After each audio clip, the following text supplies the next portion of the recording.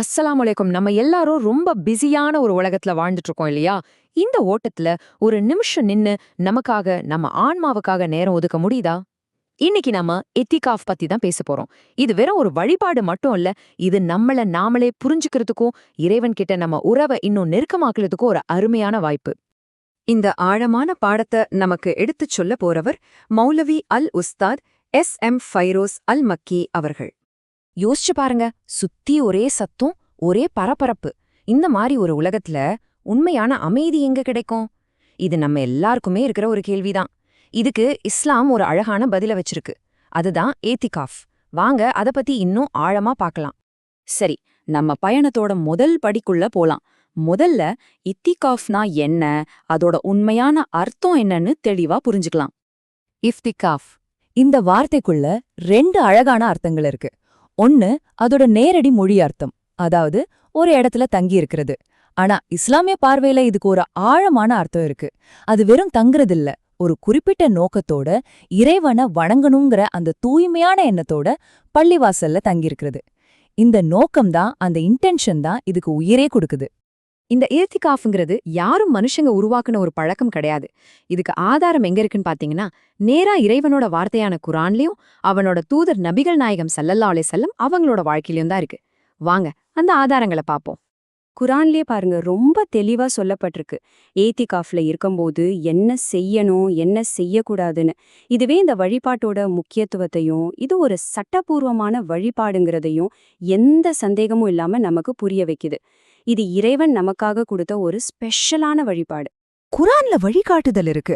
அதே மாதிரி நபிகள் நாயகம் ஸல்லல்லாஹு அலைஹி வஸல்லம் அவங்களோட வாழ்க்கையே நமக்கு ஒரு பெரிய உதாரணம். அவங்க தங்களோட வாழ்நாள் முழுக்க ரமதானோட கடைசி 10 நாள்ல தவறாம இக்திகாஃப் இருந்திருக்காங்க.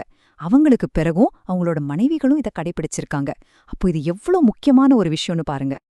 இந்த வசனம் நம்மள இன்னும் காலத்துல பின்னோக்கி கூட்டிட்டு போகுது.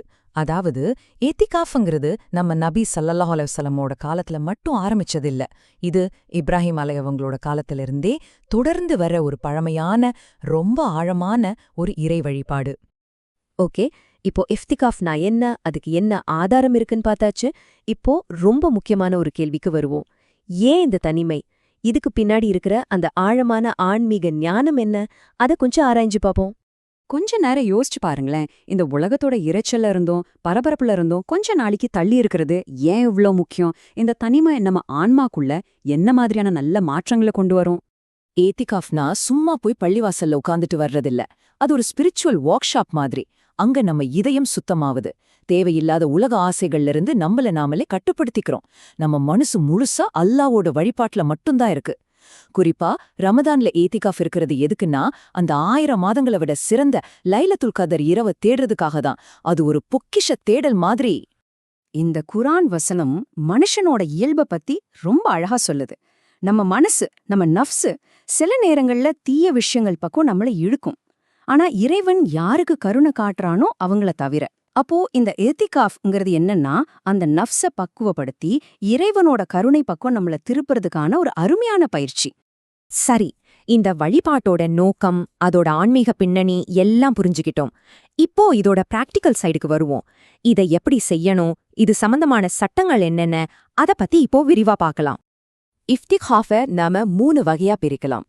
பொதுவா வருஷத்துல எப்ப வேணாலும் இஃப்திகாஃப் இருக்கலாம். அது ஒரு விரும்பத்தக்க செயல். ஆனா ரமலானோட கடைசி 10 நாள்ல இருக்கிறது ரொம்ப ரொம்ப சிறப்பானது. இது நபிகள் நாயகம் ஸல்லல்லாஹு அலைஹி வஸல்லம் அவங்க தொடர்ந்து செஞ்சதால சுன்னா முஅக்கதான, அதாவது வலியுறுத்தப்பட்ட சுன்னான்னு சொல்றோம். 3வதா, நீங்களா அல்லாஹுக்காக நேர்ச்சை செஞ்சா, நான் இஃப்திகாஃப் இருக்கேன்னு வேண்டிக்கிட்டா மட்டும்தான் இது உங்க மேல கடமையாகும். மத்தபடி இது கடமை இல்ல. ஏன் ரமலானோட கடைசி 10 நாள்ல இதுக்கு இவ்ளோ முக்கியத்துவம்? ஒரு பெரிய காரணம் இருக்கு. அந்த 10 இரவுகளுக்குள்ள இந்த வருஷத்தோடவே மிக பாக்கியம் நிறைஞ்ச ஒரு இரவு ஒளிஞ்சிருக்கு. அது தேடுறதுதான் நோக்கமே. இந்த ஒரு வசனம் போதும் அந்த இரவோட மகத்துவத்தை புரிஞ்சுக்க. 1000 மாதங்களை விட சிறந்தது. யோசிச்சு பாருங்க, கிட்டத்தட்ட 83 வருஷத்துக்கு மேல அத்தனை வருஷம் செஞ்ச வணக்கத்தோட பலனை ஒரே ஒரு ராத்திரியில அடையறதுக்கான வாய்ப்பு. அந்த ஆன்மீக புதையலை தேடுற ஒரு பயணம்தான் ஏத்திகாஃப்.